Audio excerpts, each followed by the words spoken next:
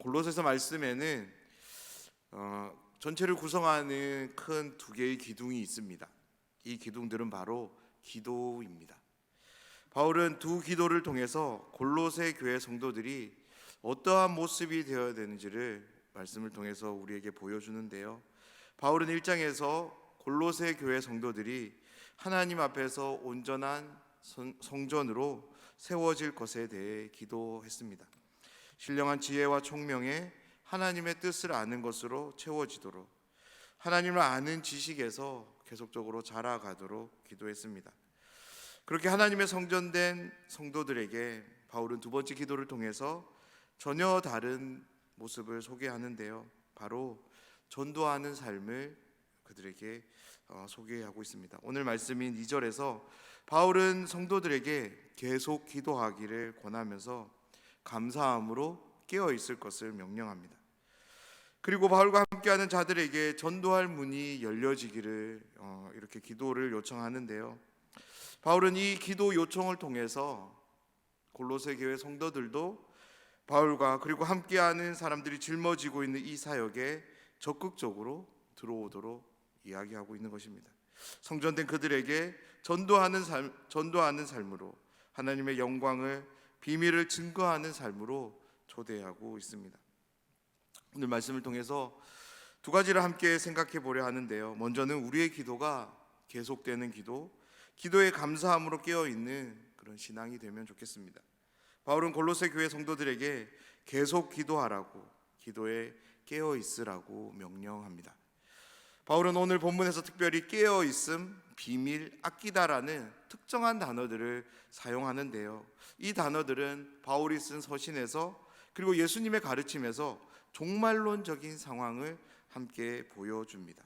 다시 말해서 이 종말론적이라는 것은 예수님의 오심으로 시작되었고 예수님이 다시 오심으로 완성되는 그 모든 시간대를 통칭하는 새로운 국면인데요.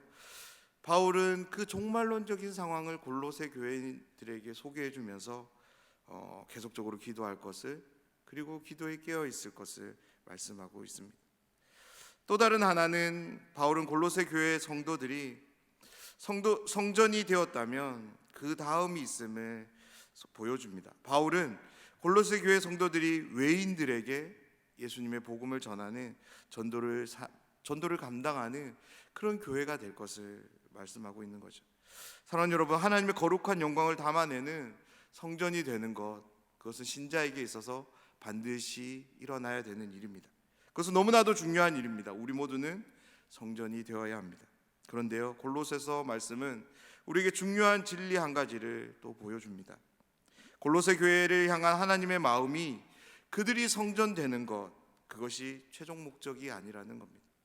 하나님께서 모든 신령한 지혜와 총명의 뜻을 담으시고 하나님을 아는 지식에서 계속적으로 자라가게 하신 이유는 골로새 교회가 외인을 향한 전도를 감당하는 교회가 되기 위함이었습니다. 오늘 말씀을 기억하면서 우리의 모습을 한번 돌아봤으면 좋겠습니다. 나는 하나님의 영광을 담아내는 성전이 되는 것에만 급급해 있지는 않습니까?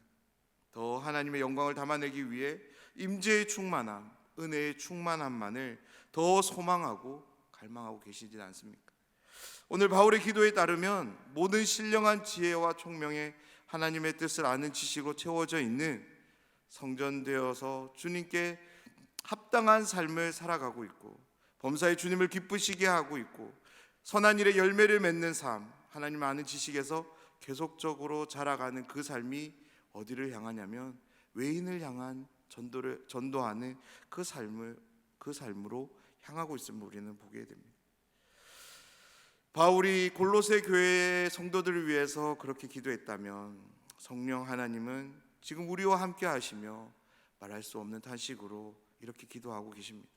저희 모두가 하나님의 거룩한 영광을 담아내는 성전이 되도록 기도하십니다. 그래서 범사에 주님께 합당하며 주님을 기쁘시게 하는 삶으로 또 인도해 가십니다. 오늘도 우리 앞에 주어지는 선한 일에 열매를 맺게 하십니다. 하나님을 아는 지식에서 계속 자라가도록 우리의 마음과 생각을 주장하시며 깨닫게 하십니다. 오늘 성령의 그 세미한 기도에 믿음으로 귀 기울이며 나아가는 저희 모두가 되기를 소원합니다. 그런데 여기서 끝나는 것이 아니라 하나님 밖에 있는 외인들을 향한 전도를 감당하는 신자로 전도를 감당하는 공동체가 되도록 우리가 기도해야 될 것입니다. 우리 안에 충만한 하나님의 영광을 세상 가운데 선보이는 그런 신자가, 그런 교회가 될 줄 믿습니다. 되어야 될 줄 믿습니다. 그 영광으로 어둠을 밝히고 죽었던 곳에 생명을 흘려보내는, 다시 말해서 하나님의 통치와 다스림이 우리 안에서만 이루어지는 것이 아니라, 이 교회 안에서만 이루어지는 것이 아니라 하나님 밖에 있는 그 외인들의 삶 가운데도 아름답게 펼쳐질 수 있도록 우리의 삶이, 우리의 교회가 그렇게 전도를 감당하는 그런 공동체로 나아가기를 소원합니다. 오늘 하루 이 말씀을 묵상하면서 우리의 기도를 바라보고, 무엇보다 우리의 기도가 종말의 때를 바라보는 기도가 되기를 원합니다. 우리의 삶이 전도를 감당하는 삶이 되기를 원합니다. 우리 교회의 기도가 종말의 기도가 되기를 원합니다. 전도를 감당하는 교회가 되기를 원합니다. 바울은 하나님의 영광이 임재하는 성전이 되는 것과 전도를 감당하는 교회가 되는 것에 동일한 한 가지 원리를 우리에게 소개합니다. 그것이 바로 기도입니다. 기도를 통해 골로새 교회의 성도들은 성전으로 세워지게 되었고요, 또한 전도를 감당하는 교회가 될 수 있었습니다. 2절 말씀을 제가 읽어드리겠습니다. 기도를 계속하고 기도에 감사함으로 깨어 있으라. 아멘. 바울은 골로새 성도들에게 기도를 계속할 것을 당부합니다. 이 문장은 명령문으로 쓰여졌는데요, 먼저 계속하다라는 단어의 의미는 일관되게 하다, 성실하게 하다라는 의미입니다. 그렇다면 바울은 골로새 성도들에게 계속해서 기도하라고, 기도에 감사함으로 깨어 있으라고 왜 명령하고 있을까요? 이 명령을 통해서 우린 이 명령의 이유를 두 가지로 생각해 볼 수 있는데요, 먼저 2절에 나오는 기도를 앞에 나오는 전체 내용을 살펴봐서 그 내용들과 연계해서 생각해 보면 알 수 있는데요, 바울은 기도를 통해 신자들이 자신의 삶에 역사되는 하나님의 구원 계획에 참여하게 되는 유일한 수단이 바로 기도인 것을 알았기 때문입니다.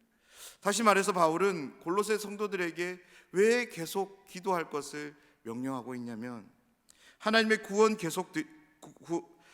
계획들이 계속적으로 그들의 삶 속에 함께할 수 있도록 하기 위해서 기도하라는 것입니다. 기도에 감사함으로 깨어 있으라고 명령하고 있습니다. 두 번째 이유는 2절 뒷부분 말씀에 나오는데요, 기도에 감사함으로 깨어 있으라, 이 의미에서 이 기도에서 말씀에서 우리는 확인할 수 있습니다. 사랑하는 여러분, 기도에 감사함으로 깨어 있으라, 이 말씀은 어떤 의미일까요? 기도하는데 감사를 늘 빼먹지 말라는 그런 의미일까요? 여기에 깨어 있으라라는 이 단어도 앞에 나온 단어인 계속하다라는 말과 동일한 의미입니다.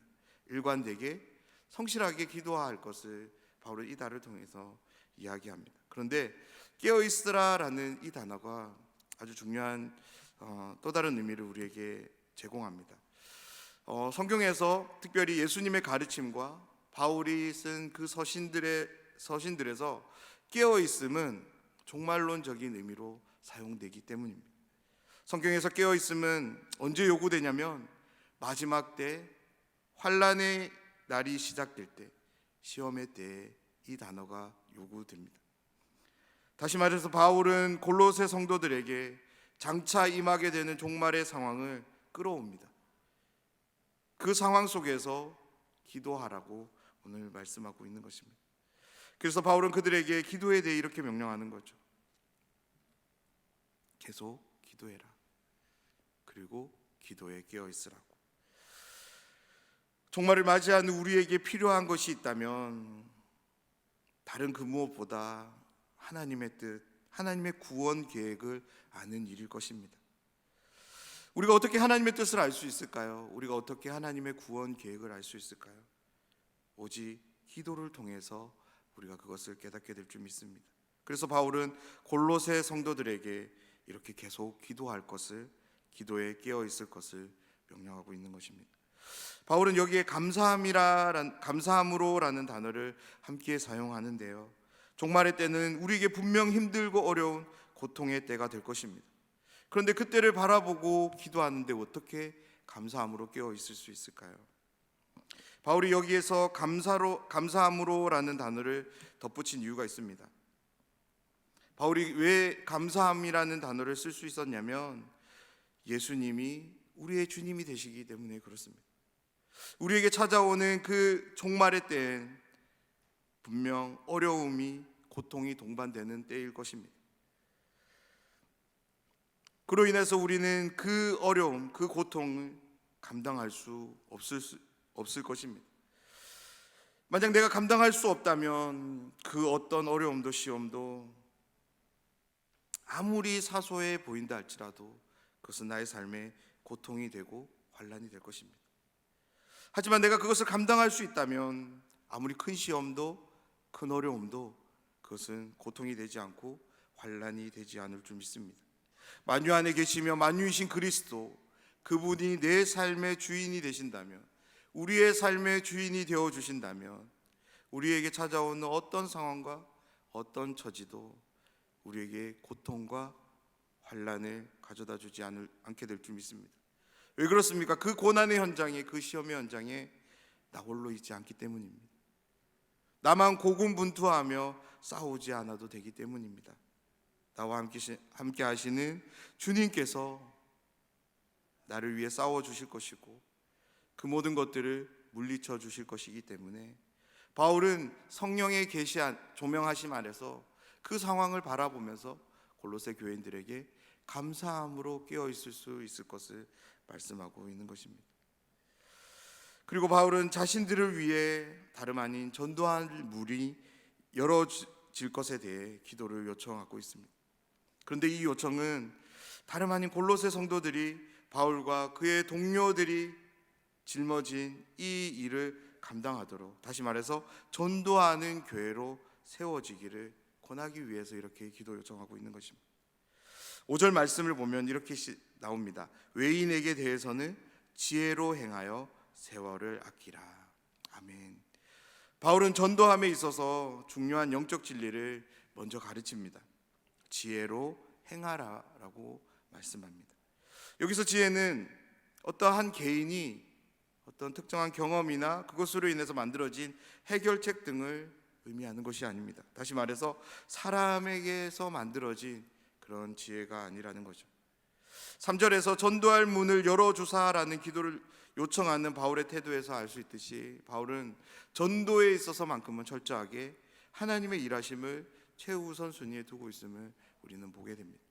여기서 지혜는 하나님으로부터 말미암는 지혜입니다. 그리고 그들에게 세월을 아끼라라고 또한 명령합니다. 여기서 세월을 아끼라라는 본래적인 의미는 시간을 돈으로 사다라는 의미입니다.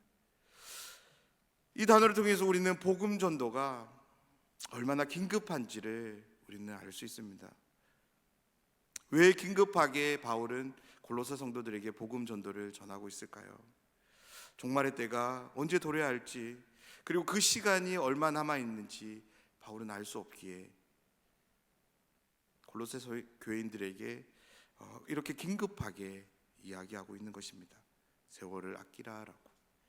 사랑하는 여러분, 지금 우리가 살아가는 이때는 바울이 골로새 교회 성도들에게 이렇게 긴급하게 전도를 가르쳤던 그 시기보다 더 종말의 때에 가까운 시대라고 저는 믿습니다.